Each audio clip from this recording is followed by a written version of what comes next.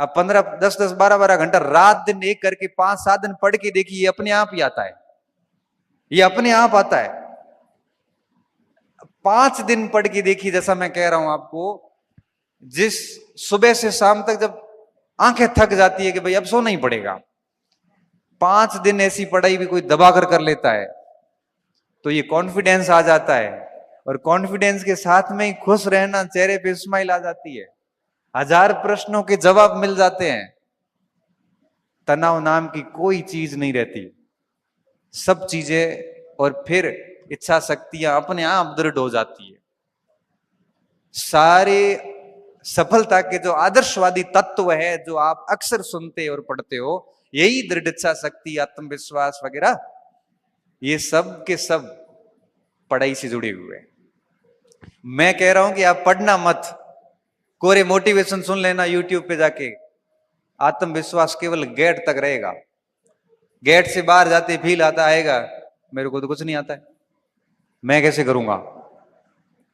लेकिन जिस दिन बहुत जबरदस्त तैयारी करी हुई है, 5 7 दिन 10 दिन 1 महीना कंटिन्यू, तो फिर आपको किसी मोटिवेशन की जरूरत नहीं पड़ती। मोमेंटम मिला हुआ रहता है कि सुबह ये कर लिया, अब ये करना है, ये कर लिया, ये करना है।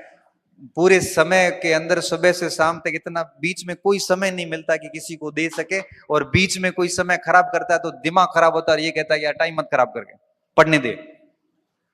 फोन देखने की इच्छा शक्ति, मन ही नहीं होता। इसलिए कहता हूं कि आप सुबह से शाम तक खुद को मतलब जी जान से लगा दीजिए। बस कहते हैं ना कि पढ़ाई ऐसी होनी चाहिए जो ऐसा लगे कि जैसे कि आदमी मर गया हो। तो मरने का मतलब क्या होता है? मरने का मतलब होता है कि दुनिया से कट होके अपनी चीजों में डूब जाना, लीन हो जाता है व्यक्ति। तब ये नौकरियां बहुत छोटी हो जाती है। आपको जो आज बहुत बड़ी बड़ी लग रही है, ये कुछ भी नहीं है, कुछ भी नहीं। मैं आपको बता रहा हूं, अभी आपको बड़ी इसलिए लग रही है आपने पास नहीं की है।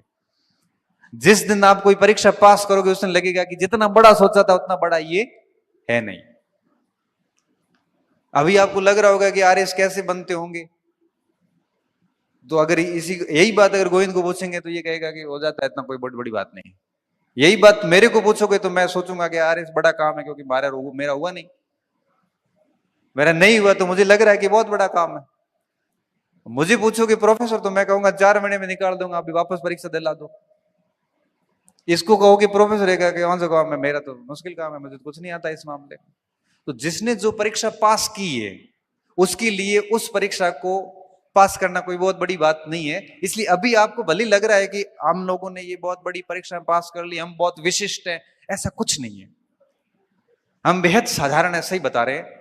बस फर्क इतना है कि बहुत कुछ सोचा नहीं, सिर्फ काम सिर्फ किताबों में किया है, और बहुत तरीके से किया, बहुत ईमानदारी से।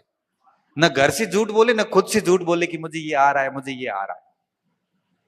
नहीं आ रहा है तो नहीं आ रहा है, और उस नहीं आ रहा है क्योंकि व्यक्ति के सुधार की प्रक्रिया कहां से शुरू होती है? जब वो गलती स्वीकार करता है। मैं कह रहा हूं कि मुझे अंग्रेजी नहीं आ रही है, तभी मैं अंग्रेजी सीखने की कोशिश करूंगा। मैं कह रहा हूं कि मुझे ये पार्ट नहीं आ रहा है, मैं तभी उस पार्ट को ठीक करने के प्रयास शुरू करूंगा। मैं अगर दुनिया को दिखाने के लिए खुद से झूठ बोलूंगा कि मेरे को सब आता है, अरे कोई व्यक्ति पूर्ण कैसे हो सकता है? कोई व्यक्ति पूर्ण है ही नहीं। गलती एक्सेप्ट करो कि आप सोचिए, अब आप किस परीक्षा की तैयारी कर रहे हैं, उस परीक्षा के सिलेबस के कौन से भाग जो आपको नहीं आ रहे हैं, उसको आप कल के लिए मत छोड़िए, अभी शुरू कीजिए उसको। वही सिलेक्शन है।